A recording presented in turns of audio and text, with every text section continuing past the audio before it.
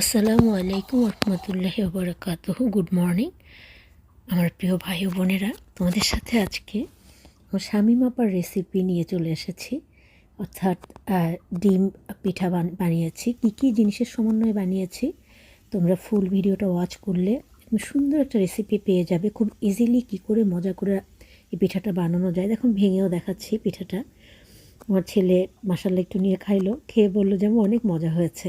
যাই হোক, পিঠা কীভাবে বানিয়েছি সেই রেসিপিতে আমরা চলে যাই।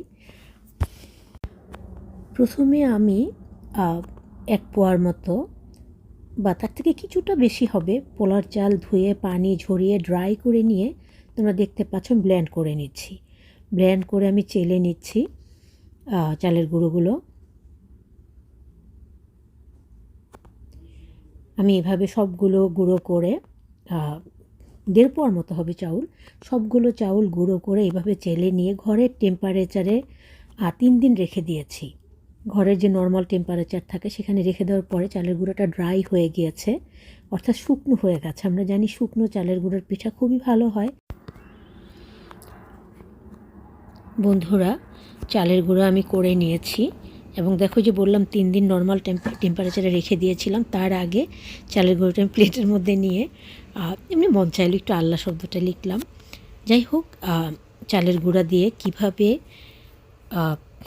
ডিম পিঠা চালের গুঁড়ো, আটা, ময়দা, rice flower, wheat flower and regular flower দিয়ে উইথ 1 এগ, মানে আটা, ময়দা, চালের গুঁড়ো এবং একটা ডিম দিয়ে চিনি দিয়ে কি করে আমি এই পিঠাটা বানালাম। তোমরা যদি শিখতে চাও, যারা পারো তাদের কথা আলাদা, যারা পারো না তাদের উদ্দেশ্যে বলছি, শিখতে চাও তাহলে কষ্ট করে ভিডিওটা ওয়াচ করো। তোমাদের সাথে বলেছিলাম যে চালের গুঁড়ো দিয়ে ডিমের পিঠা বানিয়ে দেখাবো আমার বোনের স্টাইলে, শামীম আপার স্টাইলে। আমি সেটা এখন শুরু করছি, দেখা যাক কি হয়। প্রথমে দেখো আমি কুসুম কুসুম গরম পানি নিয়েছি। দেখো, ধরো চায়ের কাপে 1 কাপ গরম পানি নিয়েছি। তার মধ্যে আমি আন্দাজ মতো সল্ট দিয়ে দিচ্ছি, লবণ। ওকে, লবণ দিয়ে দিলাম। এবার আমি চালের গুঁড়ো করেছিলাম, সেদিন তোমাদের দেখিয়েছিলাম, আর সেই চালের গুঁড়োর ভিডিও আজকে থাকবে। বিসমিল্লাহির রহমানির রহিম। আমি সবটুকু চালের গুঁড়ো দিয়ে দিলাম। এখানে ধরো 1 পোয়া চালের গুঁড়ো হবে। এখানে আছে আটা, ময়দা mixed, flower and wheat flower mixed. দেখো, ছোট্ট একটা প্লাস্টিকের বাটিতে 1 বাটির থেকেও কম, এগুলো দিয়ে দিলাম। এবার দিয়ে দিব আমি ডিমের পিঠা বলেছি তো, বেশি ডিম দিব না, জাস্ট একটা ডিম আমি দিব।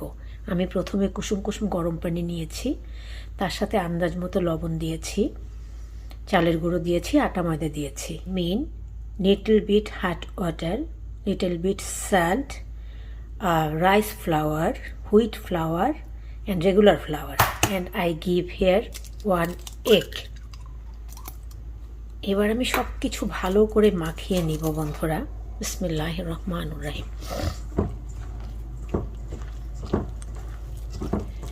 আমি মাখিয়ে নিয়ে তোমাদের সাথে আবার শেয়ার করব। এবার আমি খানিকটা সুগার দিয়ে দিব।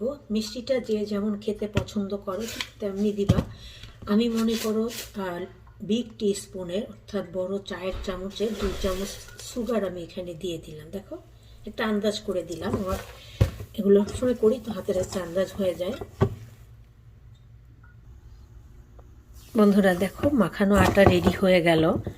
এবার এগুলোকে আমি মোটা মোটা করে রুটি বানিয়ে নিব। রুটি বানিয়ে আমি, আমার কাছে মেশিন ছিল, কাটার দেখবো আছে কিনা, না থাকলে অন্য ব্যবস্থা করতে হবে। দেখো, আটাগুলো আমি মাখিয়ে নিয়েছি। আর এখানে তোমরা চাইলে 2টা ডিমও দিতে পারো, 3টা ডিমও দিতে পারো, কোনো অসুবিধা নেই। আমি একটা ডিম দিয়ে করছি। ওকে বন্ধুরা, দেখো এটা আমি পেয়ে গিয়েছি। এটা দিয়ে আমি কেটে নিব। এভাবে আগে রুটিগুলো মেক করে নেই, একদম মোটা মোটা করে আমি রুটি বানিয়ে নিব। তোমাদের সাথে আমি সেটা শেয়ার করব।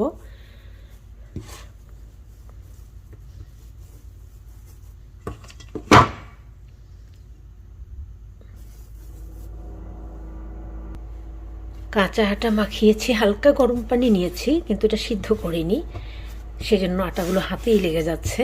সেজন্য আমি একটু আটার গুঁড়ো দিয়ে নিলাম।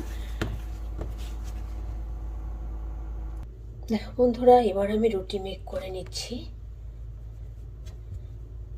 একদম মোটা করে বানিয়ে নিব। আর অনেকেই আছে অনেক সুন্দর করে মশলা পিঠা বানিয়ে শেয়ার করে। আমি পিঠা বানানোতে অতটা পারদর্শী না, কারণ ছোটোবেলা থেকেই ভাই বোন বানিয়ে দিয়েছে, খেয়েছি। আর আমার ঘরে পিঠা টিঠা ওরকম কেউ খায় না, সেজন্য আমি অতটা বানাতে পারদর্শী না। ওকে, এবার আমি শো করছি। দেখো, মোটা করে রুটি বানিয়ে নিয়েছি। তারপর এই যে এটা দিয়ে আমি কিভাবে শেপ করে কাটবো, যে যেভাবে শেপ করে নিতে চাও সে সেভাবে করে নিবে। আর খাজ থাকলে যেটা হতো কি, খাজ অনুযায়ী করা যেত। তবে সরি টু সে, আমার এই মুহূর্তে খাজ নেই।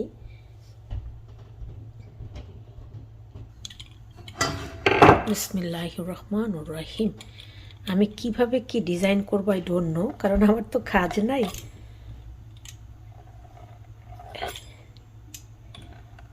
ওকে, এখন দেখো আমি এগুলোকে কেটে নিব ছোট ছোট করে।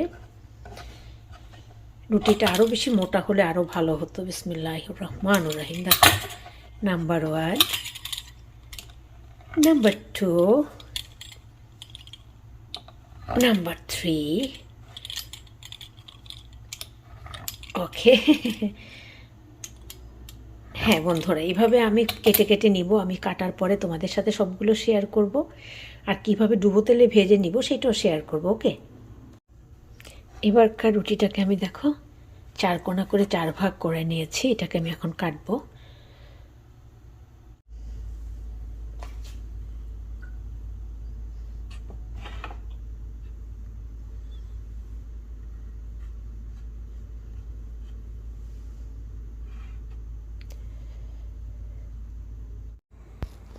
দেখো বন্ধুরা, পুরো বানিয়ে নেওয়ার পরে তোমাদের সাথে শো করে দিলাম।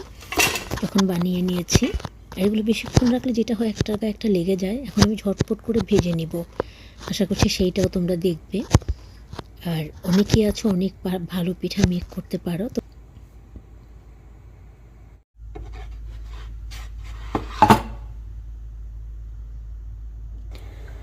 আমি চুলোর মধ্যে একটা হাঁড়ি বসিয়ে নিয়েছি। হাঁড়িটা অলরেডি গরম হয়ে গেছে। এবার আমি এখানে কিছুটা অলিভ অয়েল দেব। আমি অলিভ অয়েল দিয়ে ডিমের পিঠাগুলো ফ্রাই করব, ভাজবো।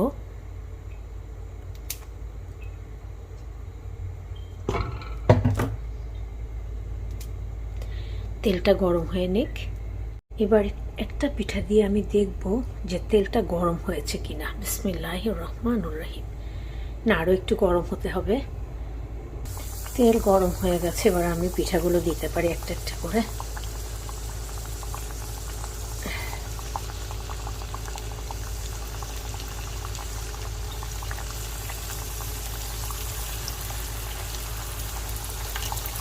নিশ্চয়ই দেখতে পাচ্ছ বন্ধুরা, ফুলে উঠছে মাশাআল্লাহ।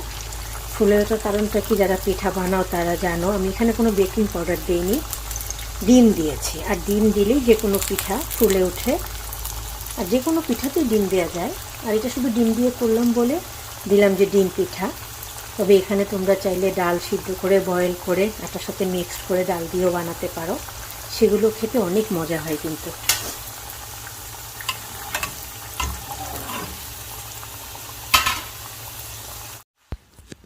দেখো বন্ধুরা, মচমচে ভাজা হয়ে গেছে। এবার আমি তুলে নিচ্ছি। আর পিঠাগুলো তোমাদেরকে বলে রাখি, যারা জানো না তাদের জন্য, পিঠাগুলো যখন ঠান্ডা হয়ে যাবে তখন একটা ডিব্বাতে বা কৌটোতে, যেটাতে উঠিয়ে রাখো মুখ বন্ধ করে, মানে অনেক দিন ধরে খাওয়া যাবে। পিঠাগুলো নষ্ট হবে না। এই পিঠা আমার স্বামী মাপা আমার ছেলেকে প্রায়ই বানিয়ে দিতেন। জাযাকাল্লাহু খায়রান ফর হার। আল্লাহ হাফেজ বন্ধুরা।